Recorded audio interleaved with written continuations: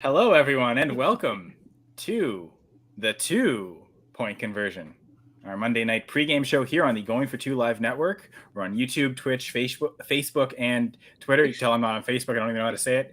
But if you are following us on Twitter, you can watch the video. We know that we can't see your comments, so head over to the Going for Two YouTube channel. Search up Going for Two Live on YouTube. You'll find us there. Come join us. The live talking in the chat. And of course, your three co-hosts here talking on screen. I'm Kyle Senra, joined by Gladys. How you doing? Good. I'm good. I'm real good. Waiting for Mike Tomlin to beat up on Jeff Saturday. That could actually be a conversation we get to a little bit later. But we should. We don't have Doc this week, and while we're sad about that, we do get the return of the promo pimp himself.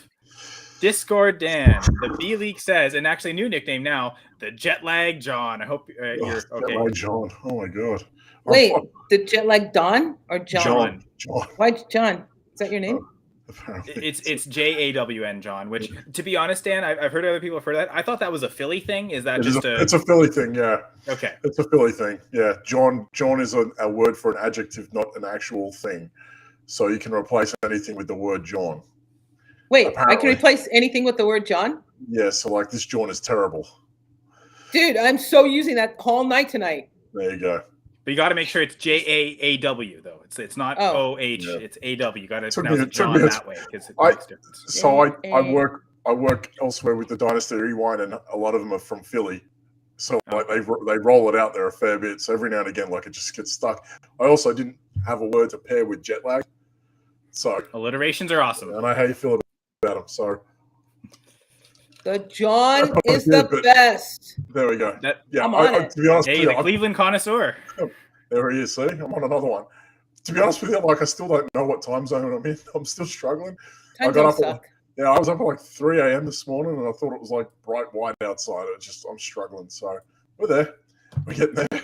Keep pulling our like mind together at some point, but yeah, it's all right. It's good to be back in a normal country where mullets and bucket hats aren't fucking celebrated. So I'm happy to be here. I've never seen so many mullets, bucket hats, and mustaches in one combination in my life. Like for a moment, I was disappointed in my hometown. I was like, what the hell is this? Like I leave for like 10 years and I come back to mullets, bucket hats, and mustaches. Why?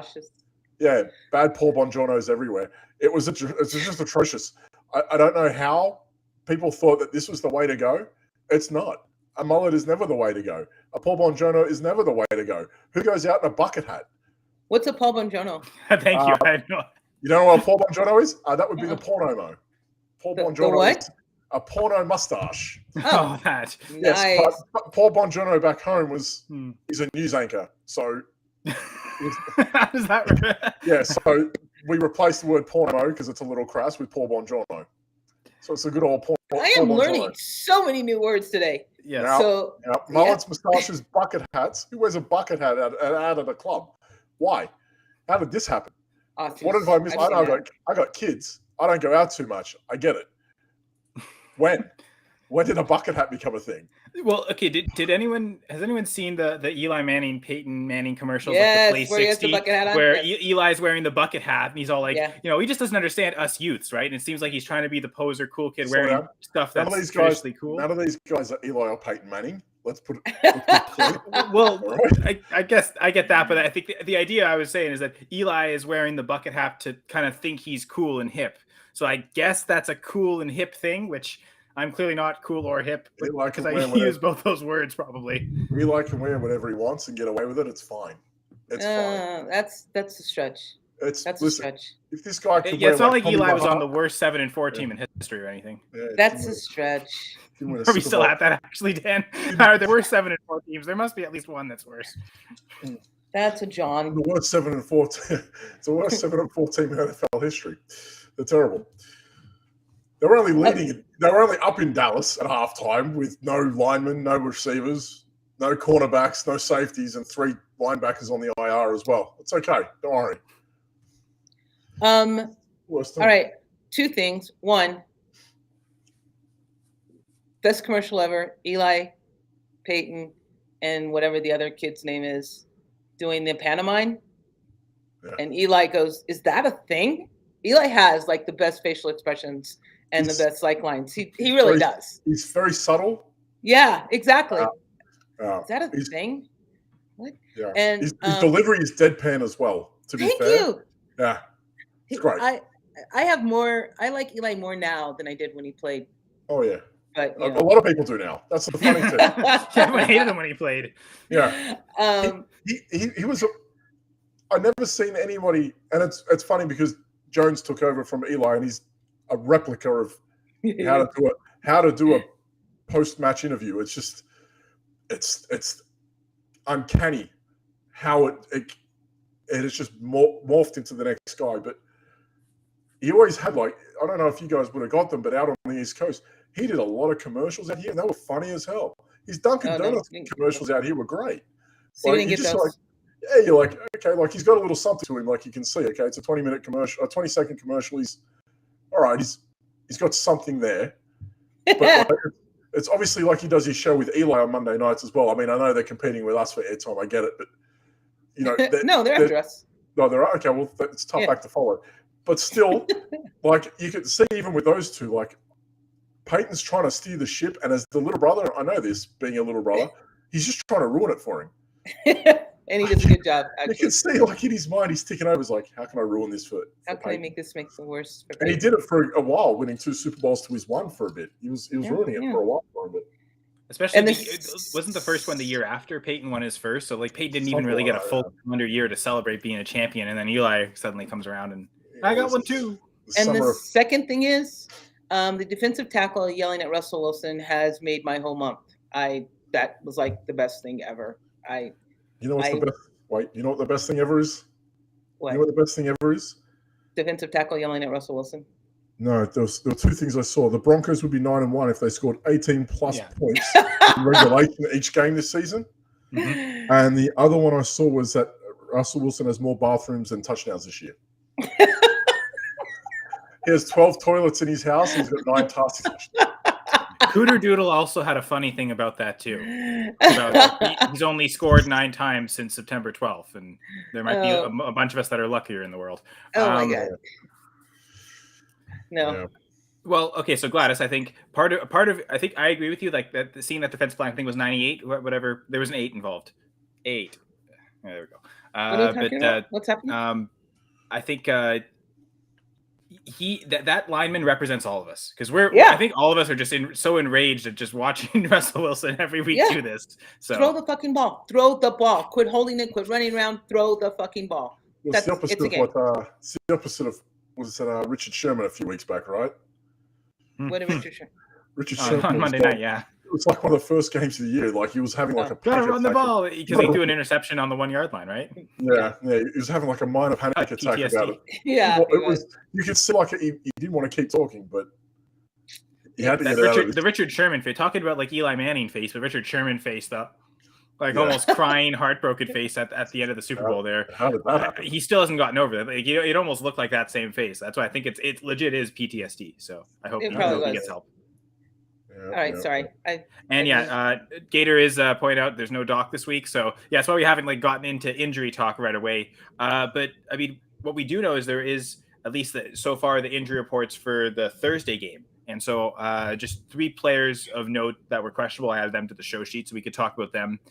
3 Patriots players, so they're coming up on Thursday night. Before we, of course, get into the Monday night, because we're going to pass over part of the injuries. And so passing is part of the game of football. Yeah, imagine that. It's not just on your feet, it's through the air. So if you have injury questions, though, I think Doc will still answer them on Discord, right? Of course, yes. You can always check out the discord.com/going-for-2, and not only Doc's injury channel, but also all sorts of great channels. Gladys is the expert plug master there. So thanks for setting us on the right track. Yeah, we're doing the Eli Manning where we were trying to go all over the place, and you're being Peyton the responsible one and get us on track. Ew, do not ever compare me to Peyton Manning. Again. Oh, you're way better than Peyton Manning. You're just playing the Peyton Manning role. Okay. For our purposes. But discord.com/going-for-2. Gladys loves Discord, so just tag her and everything. She'll respond. There's 700 people strong. All 700 tag Gladys. Just tag Gladys in all your questions. She will respond like that. It's funny because it's not true. Yeah. Anyway, go to Discord anyway. But yeah, go to Discord anyway, and we can see what happens. But I guarantee you, there's so much white noise on Discord, man. I'm in like 5 Discord channels, and with like, blah! I'm not really good with a lot of white noise. I'm sorry. I need focus, obviously.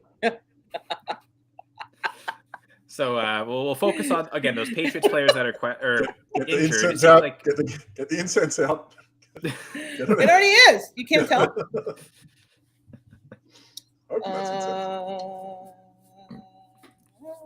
There it is. There it is. It's always out. It's always out. Steelers plus 2.5 and under. Steelers plus 2. No, they need to win by a lot more. So Gladys is the Brad Paisley to Peyton Manning. Oh, that's a Southern reference. I don't get it. It's a commercial. They do that State Farm commercial. Oh yes, the I'm not sure how I feel about that, Gator. I'll get back with you on that. That's Brad Paisley. Okay. Well, so yeah, he's a country singer. I don't know how. I get the sense that this is not really a pro country music co-hosting crew, even with Doc here. Brad Paisley is a phenomenal guitar player, though. So that would be probably more of a compliment than Peyton Manning, to be honest. I don't care for his voice much. Gator, you and I'll talk about that later. Yeah. No, I don't know. I don't know about that. I don't like it. I want to be the other Manning, the one. Cooper? Archie? No, God, no, not Archie. Ooh. Arch or Archie? There's Cooper. too many to keep up with now. Cooper. I want to be Cooper Manning. Yeah. You know, like the doofus that sits in the corner but still gets like much money paid to him because he has the Manning name. Supposedly he was a better football player than for sure Eli, and Peyton even says he was a better football player than Peyton was. You know, that seems like the sort of thing a parent would say to make that one not feel too bad. Right? I'm okay with that. Lie to me. I don't care. Listen, I have a brother. He's a professional soccer. He was a professional soccer player in England, right? Ooh, nice. He's playing in a Premier League team, and yet my parents would say I was the better player, but I couldn't get out of my hometown. Go figure. Like, I'm not naive enough to think that I was better than a guy that played in the Premier League, right? I feel like that's the sort of thing that my parents would say to make me not feel bad in public, right? I feel like that's the same thing with Cooper Manning. All right, right? You have 2 Hall of Fame quarterbacks brothers, but this guy was the better one. Like, he didn't even play in the league. He's really talented. You know, he could see the game, he just couldn't apply it. No, I don't think that's it at all. And to Gator, calm chaos is on track, my friend. That's what we do. That's what we do, baby. And I guess just Dan talking about football or soccer, whatever it's called. Dude, FIFA. The FIFA's on. Well, I mean, USA I'm wearing my Canada hat, so historic Did Canada moment. win? Did they win? No, they actually that was the bad news. I'll start with the bad news. So through every team's played 2 games so far. Only 2 teams have been eliminated, and Canada's one of them. So that's that's not so good. However, and they were unlucky because that draw, for them to get that draw was ridiculous. To romp the CONCACAF and to get what? Belgium and Croatia. You've got a former number 1 ranked team and the previous runner-up from the last World Cup. It's madness to think that could happen to them after romping the qualification. It's insane. Although you look at the States being second in that group, getting England, like their group wasn't necessarily easy. It was always going to be tough draws anywhere. But it was an especially difficult group. Wales are normally they're just happy to be there. I think Iran. Listen, Australia goes through the Asian qualifiers. Iran are a very talented team when you least expect it, and you can see that when they beat Wales. I get that. England are a sort of team that can choke as well. So Canada could have done pretty well in that group. I think they would have been doing as well. Easily. All right, fair enough. Well, anyway, they're out, so that's nothing matters now. But however, they scored, right? Yes, they finally scored their first ever goal in the World Cup, and it was actually a beauty. Alphonso Davies, he's really good. Yep. Oh yeah, he's the golden boy of the nation. Yeah. He's going to be the guy generations to come. They're all going to be looking at him. It's well, and Kadisha Buchanan's brother, he had the primary assist on that goal. I don't know if that's more of a hockey term, but I'm Canadian, so of course I'd say that. But I get it. Yeah. Hopefully the men can learn from the women and actually win games. But still looking for that first ever World Cup win, but got the first ever World Cup goal. So at least that monkey's off Canada's back finally. Baby steps, baby. Baby steps. Hooray. And good news though, because my dad was born in Portugal, so half Portuguese. Portugal is one of the 3 teams that have actually qualified to the next round. So I think that's the thing. There's only 5 teams that have either advanced or been eliminated. So like going into that third game, there's a ton still on the line. I know Gator's mentioning that the states have to win or they'll be out tomorrow. I'd imagine that's probably where most of our viewers are watching and cheering for. So good luck to y'all. They'll be all right. Y'all. They'll get through. They'll be fine. Anyway, so not so fine, I think, is Damian Harris, who thigh injury, and it looks like he'll be out. I mean, he did practice today, and no Socceroos beating Tunisia. No Socceroos beating Tunisia, number 2 in their group behind France. We just spent 5 minutes talking about Canadian soccer. Go ahead. No, I'll save it for the end. Okay. I don't think I yelled goal. I just screamed and almost woke my wife up. But she's such a great heavy sleeper that it actually didn't wake her up, so I didn't feel that. Okay. Are we talking about the soccer still when you guys scored? Yeah. Alphonso Davies. What time was the game? What time is the game? What time is that game? 10 a.m. And he scored like 66 seconds into the game, so it was literally 10:01 a.m. and I was like, yeah, nice.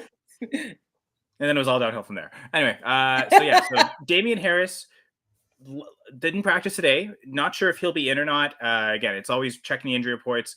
Thigh injury, though, and that's not something we normally discuss. And normally that'd be interesting to have Doc talk about that. But at this point, he's probably not very playable anyway. He's very clearly behind Ramondre Stevenson. It's like a 70-30 split. So maybe pick up Pierre Strong. He might be right. He'd be the only other player in that Patriots backfield worth rostering, right? If it's not playing the Bills. Yeah, it's probably not great. Like you wouldn't want to play Pierre Strong. You'd pick him up in case Ramondre Stevenson got hurt and you got a spike in value. If you had like an extra spot, you could maybe afford to do that. But all right. So me and the doc go back and forth on this a little bit more because if a running back's out, he'll say, go get the running back because it's the position I need. But I don't ever believe that like a third choice running back is going to come in and replace that value straight away. So I tend to lean on the pass catcher who is available, right? So if we already know that Myers and Parker, will get into them in a little bit, they're going to struggle to make game time. Instead of leaning on the run, which we could probably say is going to be dominated by Ramondre Stevenson, if Pierre Strong gets work or JJ Taylor, if he's still about on a roster, I don't even know. If that's the other rookie too, Kevin Harris, I think. Right. So if these are the sorts of guys that are on their roster, how much work are they going to see on a short week? I would probably say they will lean on the pass a bit more. So if it was me, I would probably lean on their receivers. It's hard because you don't want to play these guys in a flex on a Thursday night. You're not going to. But for me, I would lean on guys like Kendrick Bourne, Nelson Aguilar, even Hunter Henry's probably been dropped in a lot of leagues because he had a terrible, terrible season so far, but still popped off for 60 plus and a tutty this week. So if I had to go and get a Patriots player, if you felt the need, I would probably pivot away from a guy like Pierre Strong and I would go to a receiver instead because it seems to be the way that they will go. Instead of leaning on the run, they're probably going to have to exploit the pass a bit more. Mac Jones has looked a lot better the last couple of weeks as well. So I'd be surprised if their confidence in him doesn't go up to do so as well. All right. So, and then, so quickly just touch on what Gator was saying, Harris and then Jacoby Myers didn't practice today or was very limited in left practice today. I believe his is a shoulder injury. You also have Devontae Parker with the knee injury. He came back last week. I don't think he aggravated it. So Parker might also be a guy that's been dropped and maybe in line to be picked up too. Was Myers not a concussion? Oh, I thought he left the game with a concussion. Oh, okay. I missed that. That's why I thought he left the game on Sunday. I thought he left with a concussion or Thursday last week. Yeah. Which, I mean, he still had a week to go through the proper protocols. I don't know if the doc was here, you'd say check the practice reports, but like, that's so far it's been standard. Anyone who has a concussion is out like the week after. Like, they don't play the next game. That's actually a good point, Dan. Of go pick up Aguilar, go pick up Bourne, Tyquan Thornton, perhaps even, and then Devontae Parker. I would imagine Parker's the priority of that group, and again, he might be available just because he's been dealing with injuries. He's done really well without Myers near him as well. The weeks that Myers missed, I think it was a couple of weeks earlier in the year. Parker had those big weeks in him. I think he had a 0, but then he came back with like a 128-yard game and a couple touchdowns. So it's par for the course for the Devontae Parker roller coaster. Yes, but he does have target receiver. Yeah, that's what it's going to be. Anyway, so Yeah, I don't think there's anyone really on the Bills that's dealing with injury. I mean, other than Josh Allen, but maybe there was some initial hesitation entering the week. Looked like he came back and had a solid Josh Allen performance. Like he should be a top 2, top 3 quarterback weekly the rest of the season. Right? Yeah, unless anyone has any hesitation about Allen right now. I have hesitation, but I don't think it's injury related. I just think that he is, for some reason, playing more cautious than he has before, which is in the red zone. So, but you're not going to drop Josh Allen, or you're not going to not play Josh Allen, because even his cautious is a high floor compared to what the other landscape for quarterbacks look like. I wonder maybe. Detroit's an odd one, but they had a couple sticky matchups there for a while, like some defenses that weren't too bad. Like, I get it, but I don't know how at this time of the year you couldn't not play him. That's what I just said. Yeah, I agree with Gladys. I don't know how you couldn't. Top five. You're not maybe it's not something where, maybe your hesitation would be you wouldn't select him in DFS necessarily. You wouldn't pay up for that. You'd go with other quarterbacks. Oh God, no! I'm not paying up for him in DFS. I don't care what his matchup is. No. Yeah, because even last week on the Full Press Fantasy Pod, my co-host Brad Harvard and I were debating. Turns out it was actually a bad decision with Travis Etienne, but the idea was I had him all the way up at RB3. And I just said, he's maybe someone you want to play in DFS, whereas Brad had him lower, RB11. Okay, maybe not the target. You're still playing him in your lineup leagues, but it's not a bad decision if they leave because of an injury. I mean, there's nothing you can do about that. You know what I mean? No, just bad luck. You can't predict that injury. Yeah. Plus, in that game, if he would have stayed in, he probably would have hit the DFS mark. JaMychal Hasty went off. Yeah, I know, right? Well, there we go. 4 minutes ago, Damian Harris not expected to play Thursday. Yeah, Gator just actually joined us. There we go. In the chat too, so everyone's working together. What up, Doc? Thanks, Gator, for joining us. Yeah, yeah, and Doc's mentioning that working tonight, but cruising to check in here in spirit and also in the chats. And again, you can join us on YouTube, Going for Two Live channel on YouTube. And Doc will be back next week, so we appreciate Doc for that. Doesn't Doc's picture look like? Have I said this already?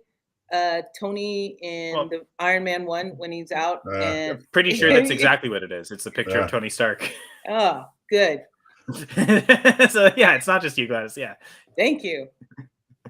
So okay, we'll ask him next week why. So he's Dr. Stark. Yeah, but Doc that picture X is when he's promoting that. Yeah, the weapon. The weapon, yeah. I know exactly what you're talking about. His new satellite tracking missile system, and cool. I'm watching all the Marvel in chronological order. It's daunting. I'm not lying. I'm only at Civil War right now.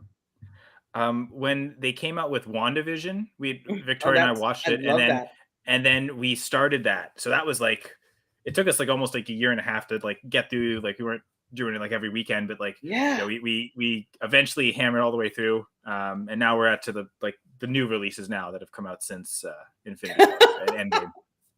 I thought he might be. We've never seen Doc and Tony Stark in the same room at the same time. We have not. You see, and he even knows the Jericho missile system, right? So that more evidence that points towards Gator's theory. I'm totally with you, Gator. Oh, no. New Vision show coming out. Thanks for having the foresight and the vision to tell us that, Jamie. Oh, there's a new Vision show coming out. Why is that happening? Yeah, it is the best way to watch them. And they're little shorts on Groot, too, that are just so amusing. And the fact that Vin Diesel is that voice, it stumps me every time I hear him say I'm Groot. Oh, my God.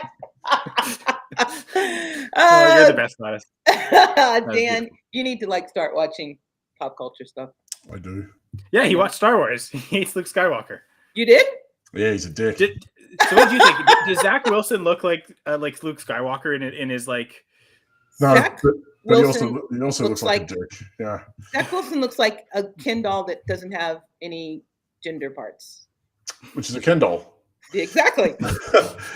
My take on the Star Wars thing was that a lot of it's garbage, and I don't understand why a lot of these movies are about spices and taxes, because I feel like these are the sorts of things you don't really need to go to war about. That it's not hyper necessary to go into cyber war with people for spices and taxes. It makes no sense to me, to be honest. I kind of feel like it's short-sighted about. Miners are serious. Yeah, it's kind of short-sighted about real global needs. So, Let's I just also ease up. I feel like Let's ease up on Spice the, has let's ease up on the Spice Wars, right? Let's just calm down. Cards on the table. I've never ever liked Star Wars. I'm a Star Trek girl. It's funny. I watched them all. I watched them all. There was a thread I had. It was my pinned tweet for about a year and a half because I remember going through that. Yeah, and it was one of those things where I was like, "These are the movies that I'm watching in this direct order," and I was like, "Okay." I did watch them in chronological order. It was fine, and that makes sense. They're still boring as hell. But like the only movie that I liked was the one that most people didn't, and that was Rogue One. I was like, this one actually. Oh yeah, I love Rogue One. Yeah, it actually puts the pieces together and it connects the past and the future properly, which it needed because there was so much disconnect between Spice Wars and tax problems, and it just was really problematic. Like there was a lot of issues I had with that. But I did keep with it for those. I didn't actually keep with the thread, but I did keep watching the like the Boba Fett's and all that sort of stuff kind of in between. But I missed like the last one or two because time constraints and whatnot. But like some of them, it's okay if you watch it. But like, I don't think I want to be a hardcore like one of those fucking Trekkies, right? I don't want to be like one of those people that Star Trek. That's a different don't care. Whatever, it's the same shit. No, it's not. Star Trek is better than Star Wars. Sure. But it's just like I just still feel like, people that get upset about tax problems and spice allegations, it's just not it's not something that really needed. See, Kyle's laughing because he knows I'm right. That's why he's laughing, Dan. You keep telling yourself that. I just find this all entertaining, which is what I also find Star Wars and Star Trek to be entertaining. Yeah, it's fine. It's just the same thing. Like it makes no sense after a while. You're just watching the same thing. I'm gonna guess Gator probably doesn't like the Tarantino like Pulp Fiction or Reservoir Dogs where the story's out of order. He probably doesn't love those movies, even though I absolutely adore them. I don't like Tarantino, period. So that's fair. Yeah. They're okay. They're overhyped for. They're over violent. There's no reason for as much violence in his movies as he puts in there. There's a lot of violence. As much cussing to prove that he's one of the boys. I know what you mean. Yeah. He does seem to get away with a lot, doesn't he? Yeah, he does. Yes, he does. Well, that's Hollywood for you. Here we're going for two, though. However, and I guess what. We've danced around enough. Do we just want to get right to the game? Yes. Colts and Steelers. Gladys, talk about your Steelers, and it's a 39 higher projection. And Colts are 2.5 point favorites. I looked at it this week too. This is like the first week I looked at it. What am I doing? Sorry. Oh, just since you're the Steelers fan, what are your general thoughts of either just seeing like they're on the road, but they're road underdogs. That if Mike Tomlin loses to Jeff Saturday, I might just have to go to Pittsburgh and fucking cause some serious chaos. That's my feeling on the whole game right there. I cannot, will not, shall not believe that Tomlin will be outcoached by Saturday. I won't. I refuse to believe that. I can't. I just can't. I can't. So clearly Gladys is taking the Steelers as 2.5 point underdogs. Yes, she is, and under. Because I don't think they're going to score. I don't think anyone's going to score. But I think that there's no way Pittsburgh gets beat by Indy tonight. Indoors? Come on. Tomlin 18-2 on Monday night. Yeah, thank you, Gator. Yeah. Interesting. How many of those 18-2 are with Kenny Pickett? Just out of curiosity. just put it out there. I just need to know the question. You can check that from. Okay, first of all, a couple of them are with an aging Ben Roethlisberger, who you cannot tell me. I would take that all day over most quarterbacks still in the league. Some of the quarterback play we've seen this year has been horrific. It has, but and what we saw from Roethlisberger last year was pretty bad. But like, it's not this bad. It's not Zach Wilson bad, right? It's not Bryce Perkins bad. It's not Kyle Allen bad. It's still, I'm going to throw it 40 times a game. Is Bryce Perkins even fair? He's the third string quarterback. Listen, he's a third string quarterback. Listen, I will take. And I thought he did okay. I'll take Roethlisberger, throw him for 225 a week to like players and getting the most out of them than this crap. Because what I've seen this year, it's just atrocious. Listen to me ask. So one game with Kenny Pickett, perhaps. Here's a serious question. Would you rather watch Ben Roethlisberger last year or Russell Wilson this year? And if you can't answer that honestly, I don't know what to tell you, because Russell Wilson this year is up there with Zach Wilson this year. He's trash. So like down there, you mean? He's terrible. So like at least Roethlisberger last year got them to what, 8-9 wins, and had players that were fantasy viable on a weekly basis, and they were somewhat entertaining half the time. Whatever we see this, and I know it's not Pickett's fault completely. I get that. But some of the quarterback play we've seen across the board this year has been appalling. To think that Roethlisberger this year isn't an improvement on that, I don't know. I agree with this Eric Brewer. I think that we still have players that are fantasy viable. Like, I'm not playing Najee every week. Can't play Deontay Johnson. I'm playing anyway. No, not Deontay Johnson, but I play Freiermuth and I play. Well, I think that's a Pickens. DFS question. I think. Yeah, it is a DFS question, but still, I would play. We can get to in a sec. I would play Freiermuth every week in redraft. I would play Pickens every week in redraft, and I would play the Steelers defense every week in redraft. I'm not sure I'm on with Pickens every week, just because I think he's good. He's had a good year for what he's done and what he's had to deal with. I just don't think he's high enough. I think he's been very good, but like even with DFS, like he's spotty at best. It's very spotty. He needs the right matchup. And that's what I was gonna say. Like, I wouldn't automatic start him every week, but in the right matchups, I would. Like, he's probably I don't think I don't have Pickens ranked in the top 24, right? So if to me, like, if you're in the top 24, that's the for sure must start, and then of course flex spots and stuff. But I don't know, maybe. Yeah. Gladys seems a bit more confident though. But it's funny because I think, are we all saying Pickens over Johnson right now? Yeah, best of season. I can't even play. I have Deontay Johnson in my heart. He's one of my favorite players. I love Deontay Johnson. He's incredible to watch. I can't even play him right now. He was a bona fide starting wide receiver last year, getting you 17 points a game. Last week, what did he go? He was like the wide receiver 10 last year. What 2 for 25 last week? What's he giving you this week? What confidence do you have throwing him out in your lineup? Look, we're going into playoffs. I benched him this week. I played a second tight end. I played Foster Moreau over him. I had zero confidence in what I could get from him on a Monday night against the Colts. I played the odds. I'm like, okay, Seattle's terrible against tight ends. Sure. One of the bottom two teams against tight ends. So I know that Moreau had a decent matchup. But the fact that I knew that a guy that was going to get 3-4 targets was having a better week than Deontay Johnson, that's terrifying too. Because you didn't draft Johnson in the 3rd, 4th round for this to not happen. Brutal. Yeah, I played Donovan Peoples-Jones over him in a league this week. And yeah, outside of, I think, entering the year, he was my second most rostered player overall in all my leagues. I had Tyler Boyd. And if Jaylen Warren is outscoring Deontay Johnson on a weekly basis, that is a problem. So, good for Jaylen Warren. He's been fantastic too. I mean, it's a shame he's not playing tonight because he would have done well against the Colts, I think. That's a good matchup for him. Yeah, Jaylen Warren out, so Najee Harris should get a lot of the work. And then that kind of does lead to Eric Brewer's question here. So his DFS lineup, captain of Jonathan Taylor with Najee Harris, Matt Ryan, Pat Freiermuth, Paris Campbell, and Ashton Doolin. Still not over the Packers losing last night, apparently. That's the Devondre Campbell reference. But yeah, I think the one thing is no Deontay Johnson in this lineup, right? So I think it's a thumbs up in that direction, right? I think he's paying too much for the captain. I don't think I'd put JT in captain because I think that's going to be a chalk move. I would put. Well, and we'll get to your prop in a sec, Gladys. Would you play Freiermuth then instead as the captain?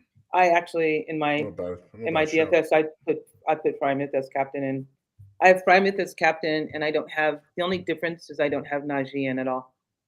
So let's say Eric plays Freiermuth as captain. Which player would you upgrade? Because I think I know where I'd go for an upgrade, but I would Freiermuth. Because assuming if he goes as Freiermuth as the captain and then JT in the lineup, he'll save some money, right? Because what Freiermuth is like 10, JT's like what 19.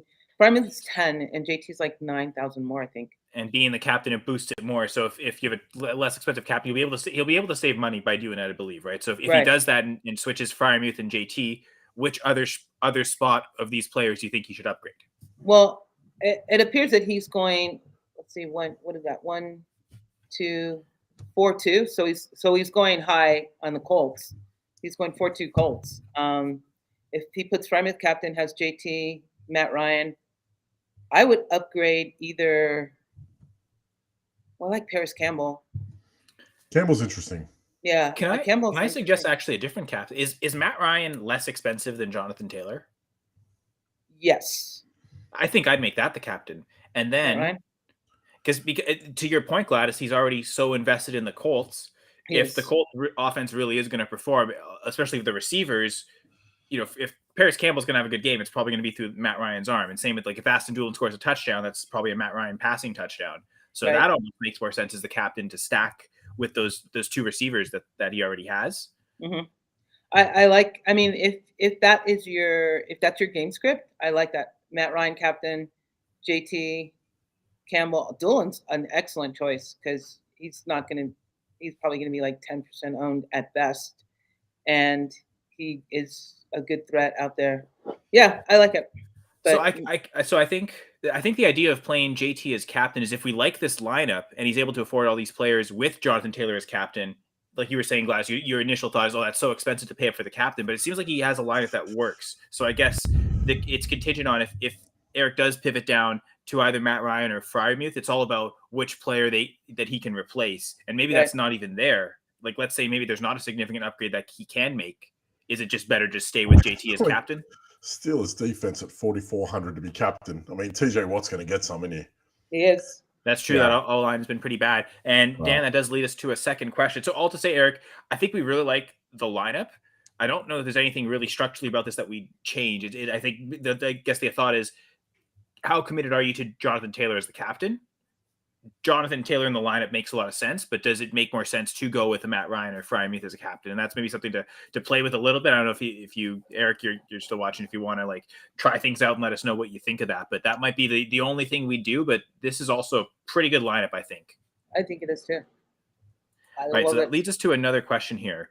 George Cook, up by 1 fantasy point, and George's opponent has Michael Pittman. Which defense do they start tonight to try and secure the win? Steelers defense or Colts defense? I like the Steelers defense, but that could be a homer pick. But the offensive line on even though Saturday has improved it, the offensive line on the Colts is not that great. I can see TJ Watt getting to Matt Ryan at least twice. But I'm hoping Pittman doesn't play, because I'm playing against some guy who has Pittman. So let's you and I, George, hope that Pittman doesn't play as a healthy scratch or something. I don't want him to be hurt. I just want him to be a healthy scratch. Well, and I think to try and I mean the scenario I suppose works for both. Let's say the Colts throw a couple Matt Ryan Kenny Pickett throws a couple interceptions that are close, and Pittman scores touchdowns on the ensuing plays after. You're fine in terms of the correlation there, but the idea would be if you want Pittman to have a bad game, you'd want the Colts offense to have a bad game, and thus making the Steelers defense the better play to correlate the bet. You hope that those drives ends with turnovers, which makes it less points to be scored for Pittman per drive, but then also adds to your score. So it would make sense to go with the opposite team's defense, right? The way to look at also, I think the Colts have also had a lot of problems up front as well. So Bruckner's, I think, out. Pay's still out. Shaquille Leonard's still out. Is Franklin out? Because I've got a lineup I have to check with him. Franklin was sick prior to the game. I remember that. I think he's in. I had a friend of mine. He has EJC and Franklin, so he was right to go. But yeah, it looks like he's in. It's the going for two Writers League, and I'm close to a win, so it actually does matter. Yeah, so the way I look at it, in terms of getting pressure to Kenny Pickett, they're missing a lot of pieces up front for that to be something that happened. Not that they can't contain Pittsburgh. I just don't think the big play will be there as often as you think. I think anytime you've got TJ Watt in the lineup and Hayward on the other side, that's something. You've got something to bite on with that, and you just look. I think Pittman's going to go off today, so I've got him. If anyone tuned into my show Friday, I was going to say Thursday. I'm still a day behind. And it was last. It was Friday for us anyway. Yeah, I mean, I had a clean sweep with the Colts with Pittman going over 65.5. And that's me. It's gonna happen. It's not gonna happen. It's probably gonna happen. No. So here's the thing, Gladys. I agree with you. I don't think there's any way that Jeff Saturday outcoaches Mike Tomlin. Never. But if the quarterback play and the players on the field play better, I could see the scenario where the Colts just win, not because of coaching, just because of talent. And I think, but that hinges on, can this line protect specifically against TJ Watt? Because it seems like the real problem for this Colts offensive line are the tackles. The interior is pretty good, but like especially against an edge rusher like Watt, that seems like that's really going to be the problem. So I think it does kind of hinge on, can the Colts run the ball effectively, and that way, TJ Watt can't just tee off and pass rush every single time. Like, you have to kind of make him second guess, and it'll be passing in some unobvious times, running in some unobvious times. Like, it's going to have to be contingent on that. But if the Colts are really predictable with what they do, then yeah, it's probably going to be really tough to win.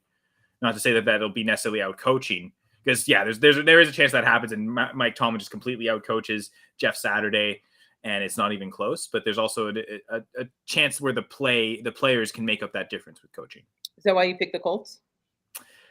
Well, yeah, there's a few reasons. One, to maybe go against the grain of the co-hosts of everyone else, but Dan hit on the name. It's Kenny Pickett, and right now, as bad as Matt Ryan has been, I think I still trust him to get the win more than Kenny Pickett. So Pickett looks okay in spurts, though. He looks okay in spurts. Yeah. I do believe that. I don't think he looks bad, and that's the thing. I think a full preseason under his belt, where he's the starter, not this flopping crap with Trubisky. I think this is going to do him a world of good next year. I firmly believe he's going to be okay in a year's time. It's just, I don't know what they're doing in Pittsburgh at the moment. I just 6 weeks ago, Frymouth couldn't get a catch. Like, I remember sitting here with you guys going, what are we doing here? Like, this guy was clearly, as a rookie, one of your best players a year ago. And now the guy can barely get 2 targets a game. I don't know what's been going on with Pittsburgh. It's been hard. And we've watched a lot of Pittsburgh, I think, as a group over the past few years. To be fair, I think, especially the COVID year, we got a lot of Pittsburgh games. And last year we had them maybe once or twice on a Monday or a short night or whatever. But this is the worst I think they've looked. And that sucks, because I genuinely do like Pittsburgh. I love Mike Tomlin. He's awesome, right? But I don't know what's going on with Pickett at the moment. Why they aren't throwing to their best receiver? Najee Harris doesn't look right. It's a weird sort of conglomerate of off. It's just off. I think it started with choosing Pickett in the first round. Like, I think it started with them. Do you think you could have fallen to them in the second? Yeah. Yes, I do. Maybe Tennessee take him then. I don't know. Maybe they take him Willis. What would they have done with the first round pick? Would they have just taken George Pickens anyway in the first round? So does it really make a difference? I think they would have gone Pickett more than Pickens. I think they would have gone O-line in the first round. They should have gone O-line. There's a lot of O-line talent there was a lot of O-line talent in that draft. And I think that do you almost think they should have just not taken Pickett and kind of wrote it out with Trubisky? It hasn't half worked out bad for Atlanta and Seattle with recycled quarterbacks this year. Okay, especially Seattle for sure. Carolina's been a cluster, but like at least like Seattle and Atlanta, like they're competitors in their own division. Right. So it couldn't have been that much worse to go from a 3-9 team. Is it a 3-8 team? Is that what Pittsburgh are? 3-7? Like it can't have been that much worse to ride Trubisky for the year. It can't have been. Sorry, Jack is. But yeah, I think all these reasons explain why the Steelers are underdogs, and of course, everything we're talking about, this game prediction over under, the Colts being favored, all that is found from Underdog. And if you sign up for Underdog today, use the promo code GF2, capital G, capital F, the digit 2, like it says on the shirt, not the 8 though. Ignore the 8, but 2, going for 2. And GF2 is the promo code again. So if you use that on Underdog, you can get a deposit match up to $100. So you put in $100, they'll give you a free 100. So I mean, if you sign up right now, you can even bet on this Colts Steelers game and some of the props we'll talk about in a bit. But yeah, I think we're pretty split on this panel. Halfway, split down right down the middle in terms of Colts Steelers. So Dan and I are both taking the Colts as 2.5 point favorites. Gladys and the Doc going with the Steelers as 2.5 point underdogs. Yep, because They kind of set themselves up to go O-line for all the picks. Okay, I think it's referring to the Steelers, right? Okay. They're going to hit the offensive line heavy with some of their draft picks in 2023. They'll probably take a receiver too that'll come out and be amazing that they can afford because now they have an extra second round pick. Right. They traded a receiver away for. They'll just replace with another receiver. Yeah, I'm picking the Steelers. I think they're going to win outright. I would take the money line on them, but. Right. I'll take. And I mean that. So to be fair to anyone betting, that probably pays out better than just taking them as 2.5 point underdogs and picking against the spread. Right. I'm trying to understand betting, but sometimes I get confused. But yeah, I'm taking the Steelers with the dock and the points and going. I love that sound. It's so calming. Someone's coming in and out of the house. Oh, really? Is that what that is? Less calming for Dan. It's like, oh no, I'm stressed. What's going on? Trying to think who's robbing me right now. Are they going to steal the drum? Don't steal the drum set. Not the drum set. Lower and they can take it. Still don't know whose they are. I guess if they're going to play them. Just taking up space. So you're not Ringo Starr? Nah. Gator's clearly taking the Steelers as well. I think he also mentioned he thinks they'll win outright. So that seems to be a popular pick. So maybe Dan and I are wrong here. We'll see. Yeah, my faith isn't in the Colts. Believe me. That's part of my thinking too. Is the lack of faith in Kenny Pickett. That's kind of what I'm thinking as well. And the thing is, like 39 seems like it could be a problem. But listen, I mean this in the nicest possible way. So Gladys, earmuffs. When two bad teams play each other, right? When two bad teams play each other, they can like mistake their way to an entertaining game. That's what I'm banking on. That's why you're going with the higher. Listen, can they? Did you go higher? I did, yeah. He's the only one going higher, yeah. Can I get them lower? Listen, can Matt Ryan get them to 23 and can Pickett get them to 17? Probably. 40, yeah. That's where I'm at. Like, can I get a 23-17 game? Can that happen? Yes. The problem is the two best offensive players for me are the running backs, and that obviously takes a lot of time to move the needle that way. But I think RBs do matter. Get the shirt from Viridian Global. You can also access some of the Going for Two stuff at goingfor2.com/store. They really don't. Onto the Viridian Global site, including the Going for Two collection. But yeah, this is not from Going for Two collection, but it seemed appropriate for tonight's game. Yeah, so I mean that's where I'm going with. I think Matt Ryan's looked a little bit better since he's come back in. I think he can move the ball enough. Pittsburgh have enough problems. They've had enough problems in their secondary this year, to be honest with you. So I think he can get enough out of Pittman, maybe Doolan as well, to move the ball down a bit more efficiently than what Pickett might. Pickett will still have his moments. It'll come. He'll have his moments today. Don't mistake that from happening. It's just, he'll have to find Frymouth. You'll have to find Pickens. You might have to remember who Johnson is at times and go that way. I think maybe Jaylen Warren being out, and you'll see my prop in a minute, is a good thing for Najee Harris because he'll be out there a little bit more. And listen, he didn't need help last year, Najee Harris. He didn't. So when he's out there often enough, he'll get the work done. So I'm interested to see how he performs tonight without another running back protruding on his work. It kind of reminds me of when Melvin Gordon had Austin Eckler start the work in. Like that first year, Eckler came in and he started to bite down on a little bit of Gordon's work. And before you know it, Gordon's not needed on third downs. And then before you know it, Eckler takes his job. So before you know, he's playing future in the Denver locker room getting cut. He went to the Chiefs practice. Yeah, he went to the Chiefs, though. He rebounded well. And Brian Edwards as well. So just whoring himself around the AFC West. Very good, Melvin. Well done. But it's just one of those things. But like I feel Melvin Gordon with the Raiders. That's going to look good next year. They're going to need someone. They can't re-sign Josh Jacobs. That'll. Yeah. And then everyone who's high on Zamir White can be really mad at Melvin Gordon, just like everyone who was high on Javonte Williams could be mad at Melvin Gordon this year. Yeah. What was your prop, Dan? My prop is Najee Harris higher than 3 receptions. Oh, 3 receptions? Yeah. Listen, it's funny because we all went with receiving props. That's hilarious. Dan was talking about the run game so much, but the funny thing is we all went higher as well. And for a game which is stricken with so much lower, like it's a lower than 39. It's only a 2.5 point margin. It's 2 teams that struggle. Like, why are we going higher on anything? It should be mistakes. But to be honest, I went higher. Look, Jaylen Warren out, does that receiving work. It keeps Harris on the field more. That's fine. But look, he's had 4 receptions last week. A week or two before that, he had 6 receptions. No Warren out there. I feel like this is a time where Harris could hit that three. He's done it 2 of the last 3 weeks easily. You put him out there enough, and they're going to be on those like 3rd and longs. Harris is going to get a few of those dump offs, and I think that's where he's going to shine. So, again, that's why I don't hate Pickett for today, because again, if your best playmaker really is Najee Harris, get him the ball. My argument would be it's not. It's Pat Freiermuth. My argument would be I know that's fine. Freiermuth's awesome. Once they figured out that he was on their team this year, he's been great. He has, and I love Freiermuth too. And I don't want to take that the wrong way, but obviously with what Harris was able to do last year from the get-go, receiving and on the ground, he was phenomenal. Last year, yes, he was the best playmaker. And this year, okay, he came in injured. Did he lead running backs in receptions last year? Yeah, he was outstanding. So, like, the idea that he can't get 3 receptions in a game that they might be chasing, it's kind of, I feel like that's almost like a layup to me. And again, you know how I feel about props. I chase the smallest number possible because it seems to be the safest number to go with. It just kind of is. Harris has gone over 3.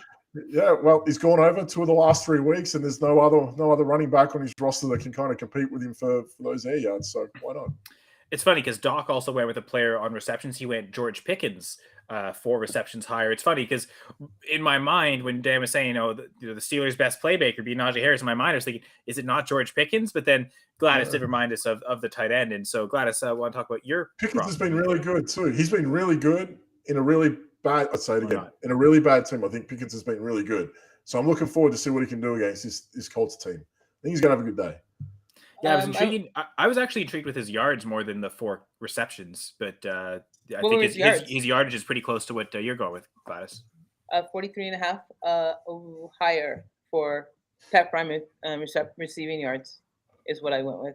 Right? Yeah, I think Pickens is right around there. Like I think it's like 40. It's a 43.5, 44.5. So like they're both really close. Yeah. I don't think I saw that because that would have. I think both of those are pretty interesting, to be honest. So, what did you go with?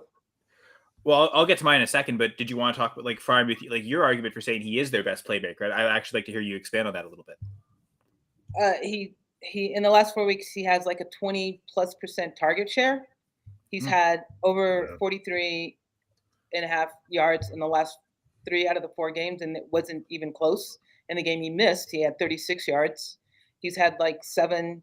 He's averaging like 8.5 targets in the last 7 games. Yeah. He's the best playmaker they have on that field.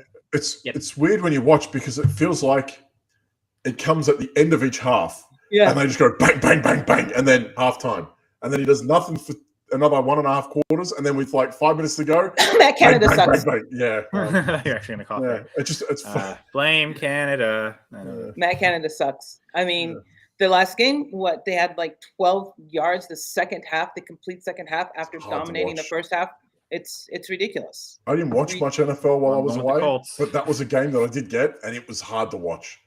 It was not about Tomlin. They played Steelers. They played Steelers in Australia. Yeah, they did. There was a couple the times were weird. So like Monday Night Football was like Tuesday at midday. My mind was just blown up. I don't know what happened. I didn't know when my waivers weren't hitting at the right time. Yeah. I'm like, what's going on? What am I doing? What am I doing? But okay, three Steelers receiving props. Dan, Najee Harris receptions higher. Doc, George Pickens receptions higher. 3 for Harris, 4 for Pickens, and then Gladys. Is it 43.5 for Freiermuth or 44.5? Either one of those going higher on the receiving. I think it's 40. It was 43.5. It may have gone up to 44.5. Okay. But, so I'm gonna go with a Colts player. If you can't tell from the shirt, I really like Jonathan Taylor, and actually I haven't fully decided, so I did want to kind of talk through two. He never does. This is simpler because they're both JT props. Okay. And it's actually essentially the same prop, but it's do I want the prop or the rivals version of the prop? He's trying to suss it out, Gladys. Just deadpan him. Well, Dan's so good at this, so I almost wanted to see what Dan's reaction is initially. If it was a Steelers player, I'd ask Gladys, but it's a Colts player, so should have tuned you. I figure you're like Jeff Saturday players. I don't care. It's Jeff Saturday. Should have tuned in Friday night. What are you talking about? I should have. Darn. Well, yeah, because you're all in on Michael Pittman, but so Jonathan Taylor. Back to your point, Dan, of the low lines. When I first was going through, 13.5 receiving yards looked really intriguing to me on Taylor, more than the rushing, and I mean his combined yards is over 100, so a little trickier to get to those. Steelers defense still pretty good, so 13 receiving yards against a good pass rush might need the dump offs, especially with Matt Ryan back at quarterback. If it was Sam Ehlinger, I'd be less inclined to go with that one. The only other one is, it would actually counter your pick, Dan, the Rivals pick with Taylor for receiving yards against Najee Harris. Underdog is giving 5.5 receiving yards to Taylor. So 5.5 receiving yards plus for Taylor against Najee Harris. I considered it, but I do think your game script might be right, is they might rely on Najee Harris. So I feel like I'm probably just going to go with just Taylor's yards flat out and not go with the Rivals this week. Although last time I did that, where I was debating, do I go with this or a Rivals, I should have gone with the Rivals pick. It was I think it was Montgomery versus Herbert, that when they were playing the Patriots, rushing yards. Yeah, you were I didn't do that. And I went with, I think it was Myers receiving yards instead. And what was his line for Washington? It's still 86.5. Yeah, it's what last time I saw was 86.5. Okay. So just for those who play first touchdown, Steelers have not scored a first touchdown on an away game this season. They scored that. Wait, that's not true. Week 1, Minkah Fitzpatrick intercepted Joe Burrow and ran for a touchdown. Everything looks so bright and fuzzy after that. Exactly. That's the only time the Steelers have scored a first touchdown on an away game. So do that. I guess I'm okay going with the Colts this week. But Doc is right. We should update the standings quickly here. Well, I believe I went for 3 for 3 last week. No, 2 weeks ago. Last week you only got 1 right. No, I got 3 right. The Washington game, that was 2 weeks ago. No, I got the Arizona and San Fran game. I got that well right. San Fran. Did you take the lower? No. Yeah, I did. I went San Fran plus 8 lower. Yeah, didn't the higher hit, I thought. No, it was lower. It was lower. We'll check this out before it results. What was the line? What was the line last week? And I also won on Kittle as well. I went didn't he only get 4 though? I thought you pushed that one. No. 48 was the total for last week. What was the line? Oh, I guess they did win 37-10. Yep. Wasn't it? 38-10. Still under. Didn't go higher. Huh? What was the line? See, I thought the line was 37.5. That's why I thought it just hit the higher. Went under. Pretty sure. I don't remember what the line Pretty sure. Listen, again, I was in a different time zone. I might have drank a little. I don't remember too much. Kittle only caught 4, so you actually pushed that one. I did get that right. I didn't put you on for the tie there. 3 for 3. You two are funny. Sorry, let me correct that real quick. But I guess that puts Dan at 21, 11, and 4. Doc is at 23, 9, and 3. So Dan, you're a couple behind Doc. Or sorry, 24, 9, and 3. So yeah, you're 3 behind Doc right now. In second, and Gladys, I'm at 18, 15, and 3. You're at 15, 18, and 3. So we're both kind of close to each other. Yeah, should have gone with 49ers last week. Darn us. That looked like a bad game to watch as well. The over and under last week was 43. And you went higher? Went lower. It was 48. The game ended at 48 points. All right, then I missed. Yeah, that's what I thought. I was right. I'm going to change all this back. So yeah, Gladys, we went 2 for 3 last week. So we did well. The Doc's hustling me while he's away. Thanks. Thanks, I mean, Doc went lower as well, so he got that wrong too. Yeah. It's okay. No, for some reason I thought it was. I'm with Gladys. I thought it was higher than what we thought. I also posted them like really early in the week. I'm so confused. I'm so confused right now. If the Doc went lower, then he got it right? Because it was 48 and it was 43. That's what I'm saying. Oh my God! Yeah, there was not supposed to be math. The higher hit last week. The higher hit. Right. The higher hit last week. You and I got that right, Gladys, because Doc and Dan went lower. We finally figured it out. Yeah, he went lower than 43. So Doc is admitting his fault. So we're 3 against 1 here, Dan. Sorry. Oh, Dan. It's not Australian math. Hey, it's U.S. math, man. Hey, the time zone conversion rate, it changes numbers. Yeah, it changes. Are you looking it up? He doesn't. Anyway, so we're gonna recap just real quick. So 3/4 of the panel went, or no, sorry, we split half and half. 3/4 of the panel went with lower, though. Dan going higher this week. He's picking higher this week. Higher this week on the underdog sponsor, which is our sponsor. 23-17. Let's go. And then Dan and I both took the Steelers. Colts as 2.5-point underdogs, and 2.5-point favorites. Gladys and Doc took the Steelers at 2.5-point underdogs. Who's James Smith? Is that a friend of yours, Dan? He's Spartan, it seems. We have a saying back home. It's called "fuck off, James." So, man, the swear jar tonight is going to be filled. That's for sure. I'm jet lagged.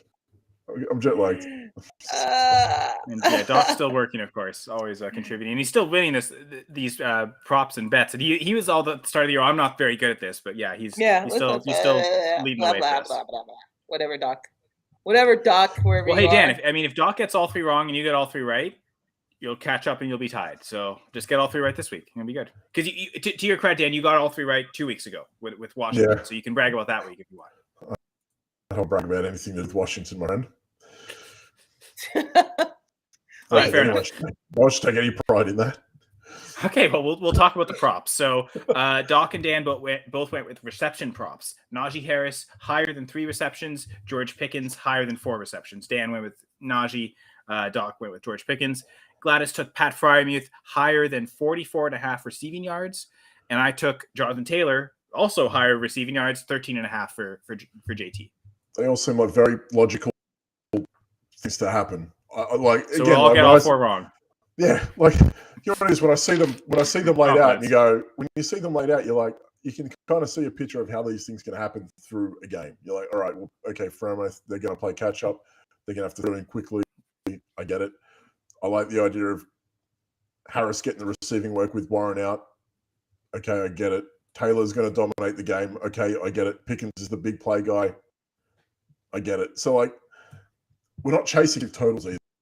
I mean, Taylor's is a bit high, but it can happen.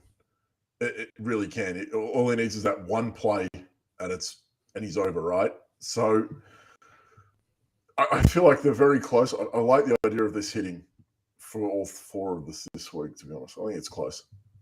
Yeah, because I think some of the ones I would have been considering were some of the ones you guys picked. Like Dan, I liked your thought too with I would have loved to see what JT on receptions. That wasn't available, so I had to go with the yards there. But it's funny because a lot of those props that dropped on Friday.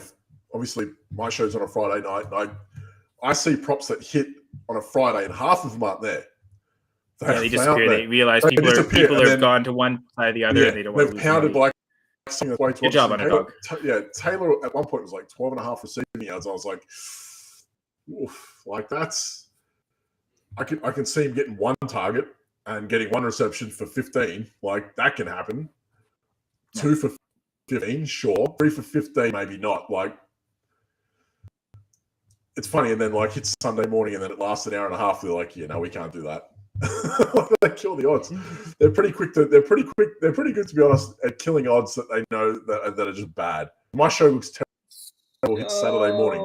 The moral of that story is that get you on early. Watch Dan's show on Friday and get on those props. Yeah, make your bets live while he's talking. Make your bets live while he's talking. If you can multitask. Friday, 8:30 p.m. on the Going for 2 Live Network. That's 8:30 Eastern time. The only ones that I missed, I think, this week. 6:30 Central, or 6:30 Mountain. 6:30 Mountain. 7 for 10 this week so far with tonight's games in play. I'm happy about it because the ones that I missed were like on underdog. Okay, Etienne got hurt. What are you going to do? Yeah, no. Yeah. Like I can't. I thought that would have been a good prop too. I thought he was going to have a big. Yeah, I know. Again, Michael Hasty did well, so. Yeah, I mean, Eckler, like, again, I'm on the show. Explain, like, I can see why he's going over on yards, but you're going to wait till I even say, and I will explain it. It hits Sunday, and Eckler's props will hit, and these are what his receiving yards are. These are what his rushing yards are, and you can. Eckler's never going to go rushing yards. He's always going to go over and receive yards, and you can finagle it like that. But it hits on a Friday, and I've got to figure out content, right? So it's like, what am I going to do here? Well, I guess if he has 60 and he has 35, he hits. That's really as hard as it gets with the process with logic. Okay, but really when it hits Sunday morning, you're going to look at Eckler's numbers and go, Rushing lower, receiving higher. That's it. That's all you need to know. Okay, I'm here to bottom line it for you guys because that was like a lot of words. Just watch his show on Friday. Going for two. Dan show. Friday night, 6:30. It's a great show. It's a great show. Don't get me there earlier. 6:30 Mountain. Oh, Mountain 6:30 Mountain time. Yeah. Wherever that is. Mountain time. Right where I am. That's where it is. It's hanging out with Neverland. It's Mountain time. I was gonna say, is that what you consider Newfoundland time? No, what's that? It's so obviously there's Eastern time. We actually have 6 time zones. There's Atlantic time. I don't know if there's any states that are east enough to get Atlantic time. Maybe part of Maine. I don't know where Atlantic and Pacific is. I don't know where either of them. I don't know where I am. I'm still jet lagged. Okay. All right. I don't know what time zone you're talking about. Different ones. I know where I am. Because Newfoundland's actually a half-hour time zone. It's not a full hour ahead of Atlantic. It's a half hour ahead of Atlantic. So yeah, I won't confuse you by mentioning that. Except I just did, but that's you just did. So sorry. Slide. Canada scored a goal at the World Cup. That's all that matters. They still USA tomorrow. USA. And Colts Steelers tonight. Huh? Say what? Never mind that. What did you say, Kyle? Australia, Denmark. Australia, Denmark, Wednesday morning. Let's go. It's all about the FIFA. That's it. I'm just excited for Portugal's knockout stage game because they advanced. Yay. All right. This is interesting. Gator had made a bunch himself. So taking a couple of our props, Najee Harris and Pickens, but also instead of getting the Freiermuth receiving yards like Gladys did, Muth receptions. But yeah, the JT like 2.5 would bother me. So this was done earlier before when they were still available, right? Yeah, that's the one that I'd be looking at going. I'd like that better than the 13.5 receiving yards. Yeah. I would say Jones. Or are you thinking the opposite? Well, again, I didn't get. No, I like it. I like all those. That's the only one that I'd hesitate with is JT receiving yards. Receiving receptions. 2.5 receptions. You don't think he's going to get 3 receptions? I don't know if he'll be required. I think you feel more confident in the yards then. So I am making that choice. Yeah, as I said, if he said 1 for 12.5, I'd be like, all right, sure. I like it, Gator. Don't listen to him. I like it. And Luke, it's booked now. It's so I can't. I like Luke's. I like that. Take Walker and Devontae for Amon. Right, so yeah, Luke did just send us a question. So going to his team: Joe Burrow, Jonathan Taylor, Rashad White, Jeff Wilson, Walker. Jamar. One of them is Walker. I was like, is that Jamar Jefferson? But it's probably Jamar Chase, Amon-Ra St. Brown, Kelsey, Hollywood, Zay Jones. Awesome. Got offered Walker and Devontae Smith for Amon-Ra. Yeah. Kenneth Walker. Yes. If it's Kenneth Walker, yes. Yeah, take that. Take that now. Yeah. Smash it. I mean, I'm assuming that's a dynasty league then, right? To where Amon-Ra has higher value than Kenneth Walker. Because I'd imagine in a redraft league, I would rather just have Kenneth Walker straight up over Amon-Ra, right? Yeah, but he's getting 2 for 1. Yeah, this is easy. Just run away screaming with this because this is highway robbery to get Kenneth Walker and Devontae Smith for Amon-Ra. Oh, do it. Redraft. Oh my God, yes, do it. Yeah, I'll be doing that pretty quickly. Luke. I guess the risk is when's Chase coming back, and then how's Hollywood's on a bye, so maybe weakening yourself at wide receiver for a week or two, but to get Walker could be a legit. Quit overthinking it. Well, no, I'm 100% on the side of doing this. I'm more thinking about the other team. Like, why would the other team? Star Trek reference. I know, right? Thank you. Oh, okay. Luke, we are your father. Do it. There you go. Yeah, do that. That's a hell yeah. That's as the doc would say. It is a redraft league. Yeah, no. The doc would say that's a hell yeah. That's a hell yeah. Yeah, I think the doc would for sure. All right, guys. My dog is being very impatient because he thinks he's going to get a treat because he was really a good boy. I feel like right now it's about midday Tuesday, so I'm going to go to sleep. Maybe. I was going to say happy afternoon, but I guess. Or have lunch. I don't know. I think you should do both. Have lunch and then go to sleep. Yeah. Oh, what's going on? It's going to take me a few days.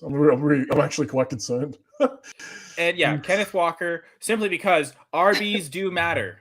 Even though at the start of the year, we would have said that the number 1 dynasty running back and number 2 dynasty running back are probably Jonathan Taylor and Najee Harris, both playing tonight. I don't know that we'd say that, but that's actually my quick question I want to get to at the very end. We'll end with this. Is Kenneth Walker right now the number 1 running back in dynasty? No. In dynasty? No. No, why wouldn't NTM be the number 1 running back in dynasty? I don't know. I feel like Kenneth Walker's outproducing Etienne, so I'd easily have Walker over Etienne. I'm still thinking, is Walker ahead of JT? Would you have Walker over Saquon? That's another one. You see, I think I have Walker as the RB1 in dynasty. If you're asking me, I think. I don't think. Listen, if just out of curiosity, if Breece Hall didn't get hurt and he was continuing what he was doing, this is probably him. Yeah, I agree. Like, so we can already say no. We can already say that, like, we know where McCaffrey's going to be next year. I think I'm excited for that. I know he's had a couple of weird weeks. I just don't think I could put him ahead. Hurt. So, my God. Since Rashad Penny has been injured, you look at just those weeks, Kenneth Walker's, I think, the RB4 this year in points per game. So I think he's producing already at that difference-making level. So I'm, as much as I love JT, I think I'm all in at Kenneth Walker being the RB1 in Dynasty. Maybe I'm going a year early on that, but I'll stick to that. You're going a year early. Yeah, premature. Yeah. We'll see. I mean, he had another, I guess his rushing yards sucked this week, but another 2 touchdown games. So listen, a few weeks ago, Damian Pierce was the hot thing, right? And the guy's had 20 yards in 2 weeks. So no one's saying anything, and now he's stuck in Houston with Kyle Allen. So I think part of my bias is when I did my tape evaluation before anything else, before I looked at like production, Walker looked really good. Well, I actually had Walker higher than Breece Hall. So I've through the whole process considered him like that top tier option. Yeah, I get it. So to see him come out and produce, I think I'm all in on Walker. And I do not have any dynasty shares, so that's something I need to maybe correct. I don't think I could put him ahead of Saquon at this point. I don't think I could do it, and I don't think I could put him ahead of JT. I know this year's been a bit of an off one for him. I don't think I could do it just yet. I don't think I can do it. All right, fair enough. And I get the hesitation. I think I've been higher on Walker than consensus throughout the process. So I think this just continues that play. So go Kenneth Walker, and we'll get out of here. So sorry, I thought that question at the end, because running backs do matter apparently for us anyway in fantasy football. But you all matter, the listeners. So glad that we could have so many people come in and chat, whether it was Gator, Luke, James, of course, Eric and George asking us those questions at the start. So really appreciate all those interactions. Appreciate my co-hosts. And while Doc wasn't here, the jet lag. In spirit. Yeah. Well, yeah, he was in the chat, which of course, again, come to the Going for Two Live YouTube page to join all that chat. Of course, on screen you have Jetlag Jag, Prumo Pimp, John says Discord. John, yeah. What did I say? Jag. But it's okay. Slightly hard. I fell asleep twice in my own show last week. I was dozing off. It would be awesome if you could sleep with your eyes open. That would be so awesome. I have the script on one side and I've got the restream on the other, so I can see bullet points. And at one point, I started looking at the bullet points and I just went at least twice. This is a struggle. And it was still entertaining, people. Oh yeah, I loved it. It's still like that and Speak On It are probably my 2 favorite things to watch. And Speak On It's on tomorrow night. So yeah, again, join the Going for Two Live network. There it is. Tag Gladys and all your questions on Discord. Gator Walker had a Hall too, so apparently I'm not the only crazy one. We're both crazy, Gator. We all know Gator is whatever. We all know about you, Gator. But yes, you can follow us on Twitter. So the Going for Two Live network is at Going for Two Live. Everything Going for Two. You can check out goingfor2.com for all sorts of articles. And follow Going for Two Live Going for Two on Twitter at going4_2. Also, your co-host Doc's at TFS Doc. Dan's at the B League says. Gladys is at Gladys L Tyler. I'm at Senra says. And wishing you all a great end of week 12. Last game of week 12. We'll be back next week here on the 2-point conversion. Bye for now.